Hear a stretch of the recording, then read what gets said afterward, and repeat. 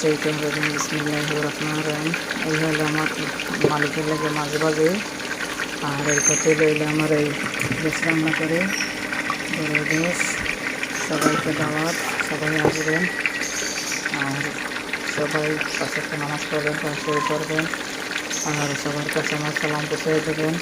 সবাইকে ভালো জন্যলাই রাখে, সবার জন্য সবাই দোয়া করবেন। আমি সবার জন্য দোয়া করি আর আমার জন্য সবাই দোয়া করবেন। আমার আজকে গরু গোশ রান্ধি, কালকে ম্যাডাম রাঁধতে গেছিলো, রান্ধি না কেন আমার মরিচ খাওয়া নেই। সে মরিচ ছাড়া গরুর গোশ খাইতে মজা লাগে কম। খাইতে ডাইটা মরিচ ছাড়া মাছ রান্ধা, ডিম রান্ধা, গোশ রান্ধা খাই ডাইটা কী করবো। আজকে ম্যাডামের বাসায় এনে দেখে আমি মরিচ দিয়ে রান্না করি। সবাই দোয়া করবেন আমার জন্য অসুবিধা না হয়, আমার অসুস্থ ওই জন্য মরিচ খাওয়া নিয়েছে। সবাই আমার জন্য দোয়া করবেন, আমি সবার জন্য দোয়া করি। সবার জন্য ভালো খায় নেতার দান করে আল্লাহ, সবার পাপদানি মাফ করে, সবার দেখানো যেন মুক্তি করে দেয়। যারা বিদেশে আছে কষ্ট করে আল্লাহ তাদেরকে কষ্ট দূর করে দেন।